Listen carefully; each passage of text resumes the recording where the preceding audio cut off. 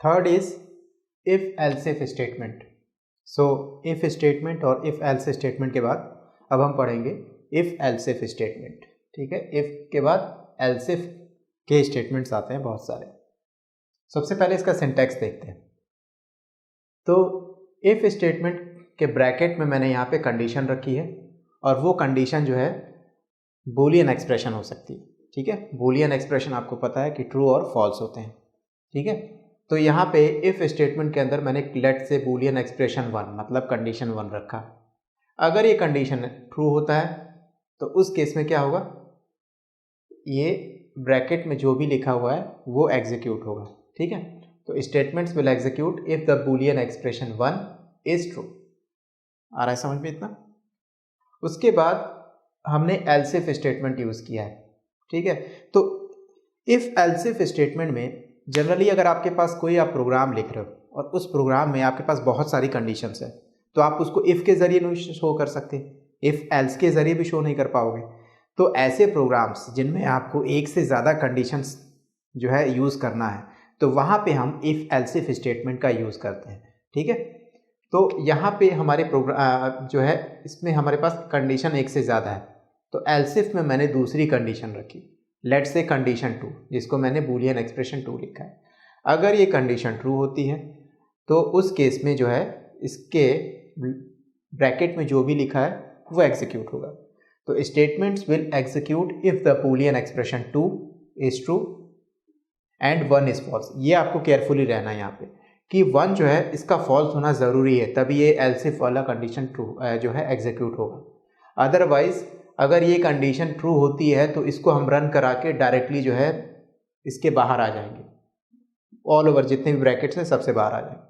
ठीक है, तो इसका फॉल्स होना ज़रूरी है और इसका ट्रू होना ज़रूरी है तभी ये एल्स इफ वाले कंडीशन के अंदर जो भी स्टेटमेंट्स होंगे वो रन होंगे। बात समझ में आ रही है आपको? ठीक है, इस तरह से आप कई सारे कंडीशंस लिख सकते हैं with the help of else if statement.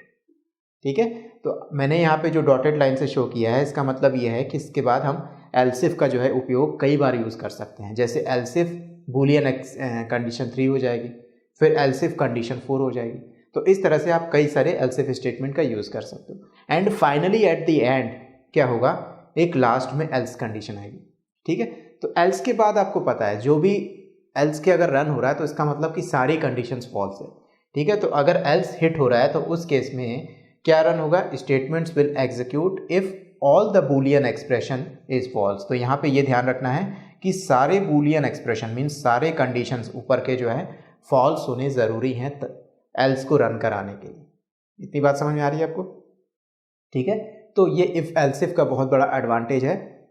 कब? जब हम हमारे प्रोग्राम में एक से ज़्यादा कंडीशंस यूज़ हो रही। ठीक है, अगर सिंपली एक कंडीशंस है तो आप इफ स्टेटमेंट का यूज़ कर लें या फिर इफ एल्स का यूज़ कर लें।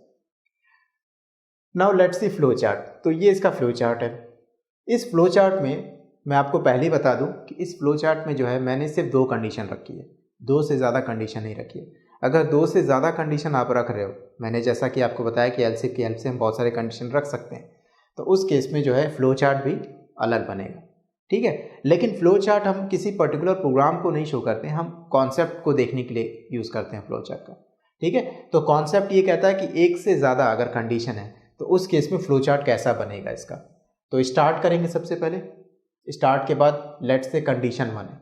अगर ये कंडीशन 1 जो कि इफ स्टेटमेंट के ब्रैकेट में आ रही है, अगर वो ट्रू होती है तो उसके कोड को हम रन कराएंगे, जो भी उसके ब्रैकेट में कोड दे रखा होगा, और डायरेक्टली हम इफ एल्स इफ स्टेटमेंट से बाहर आ जाएंगे।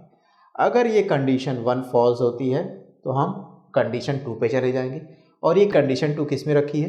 ये कंडीशन 2 रखी है एल्स इफ के अंदर। अगर ये कंडीशन ट्रू होता है तो उस केस में इसके अंदर जो भी कोड होगा उस कोड को हम एग्जीक्यूट कराएंगे और बाहर आ जाएंगे।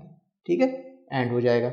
अगर ये कंडीशन 2 फॉल्स होती है देन फाइनली हम क्या करेंगे, एल्स कोड वाला जो कोड होगा वो उसको एग्जीक्यूट कराएंगे। तो अगर आप ध्यान से इसको ऑब्जर्व करें तो एल्स कोड कब एग्जीक्यूट हो रहा है? एल्स कोड एग्जीक्यूट हो रहा है if condition 1 is false and condition 2 is also false. ठीक है, कंडीशन 2 कब एग्जीक्यूट हो रहा है? जब कंडीशन 1 फॉल्स हो रही है और कंडीशन 2 जो है वो ट्रू हो रही है। बात समझ में आ रही है? तो इफ एल्स इफ का इस तरह से जो है किसी भी प्रोग्राम में यूज़ किया जाता है। अब इसके ऊपर एक सिंपल सा प्रोग्राम देखते हैं, ठीक है। सो फर्स्ट लाइन में हेडर फाइल को इंक्लूड कराने के लिए यूज़ कर रहा हूँ hash include standard input output header file dot h. Then main function को मैंने यहाँ पे लिखा, इसके अंदर कोई पैरामीटर पास नहीं किया है मैंने, और इसका रिटर्न टाइप जो है वो इंटीजर है। देन मेन फंक्शन की बॉडी स्टार्ट हो रही है। यहाँ पे भी हम जो वेरिएबल ले रहे हैं उस वेरिएबल की वैल्यू को मैं पहले ही इनिशियलाइज कर दे रहा हूँ, ठीक है। a इज इक्वल टू 51, ठीक है। आप चाहें तो यूज़र के ज़रिए इस वेरिएबल को वैल्यू को ले सकते हैं, इंट a, और उसके बाद यूज़र को मैसेज शो कर दीजिए एंटर अ नंबर, ठीक है, और स्कैनफ की हेल्प से उसको रीड कर लीजिए, ठीक है। But anyway at the end इसको हमें कंडीशन में रखना है, तो इफ़ कंडीशन की हेल्प से मैं इसको चेक करूँगा। If a is less than 50, अगर ऐसा होता है a की वैल्यू 50 से लेस है, तो उस केस में printf न्यू लाइन पे a is less than 50 show हो जाएगा आउटपुट में, ठीक है। अदरवाइज एल्स इफ की कंडीशन यूज करेंगे हम, और एल्स इफ को एक साथ लिखा जाता है else if a is less than 100, ये कंडीशन रखी मैंने एल्स इफ में। इस केस में आउटपुट में ये मैसेज शो होना चाहिए, न्यू लाइन पे जाके a इज बिटवीन 50 एंड 100, ठीक है। अदरवाइज हम एल्स कोड को रन कराएंगे, और एल्स में मैंने रख दिया है printf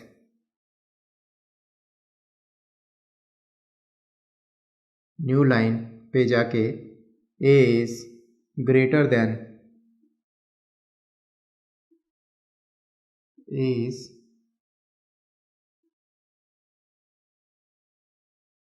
greater than 100, ओके। ये इफ एल्स इफ स्टेटमेंट खत्म हो गया हमारा, एंड लास्ट में हम क्या करेंगे, रिटर्न करा देंगे, तो रिटर्न 0, और फाइनली मेन फंक्शन एंड हो जाएगा। सो इस प्रोग्राम में मैंने क्या किया है, एक वेरिएबल डिक्लेयर करा है a नाम से, तो मेमोरी में क्या होगा, एक वेरिएबल स्टोर हो जाएगा a, और इस वेरिएबल को जो है इनिशियलाइज कर दिया है 51 से, मीन्स यहाँ पे वैल्यू आ गई 51। अब 51 इंटीजर है तो डेफिनेटली ये सही है। फिर इफ एल्स इफ कंडीशन जो है यहाँ पे यूज़ की, इफ़ a लेस देन 50, अगर ये वैल्यू 50 से लेस है तो उस केस में हमें ये आउटपुट पे शो होगा a is less than 50। Definitely ये वैल्यू 50 से लेस नहीं है, 50 से बड़ी है, तो ये कंडीशन जो है हमारी फॉल्स हो जाएगी, ठीक है। अब हम एल्स इफ वाली कंडीशन चेक करेंगे।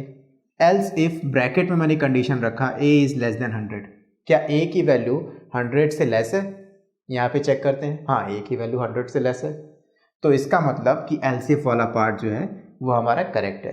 तो हमें आउटपुट में क्या शो होगा, हमें आउटपुट में शो होगा नई लाइन पे a इज़ बिटवीन 50 एंड 100, तो ये वाला पार्ट हमारा रन हो जाएगा, आउटपुट में शो हो जाएगा, और हमें एल्स पार्ट को चेक करने की ज़रूरत ही नहीं पड़ेगी। अगर सपोज कि a की वैल्यू 100 से बड़ी होती है तो उस केस में हम एल्स वाला पार्ट को जो है एग्जीक्यूट कराते हैं कि a इज़ ग्रेटर देन 100, आ रहा समझ में, और फाइनली हम रिटर्न कर जाएंगे 0 से।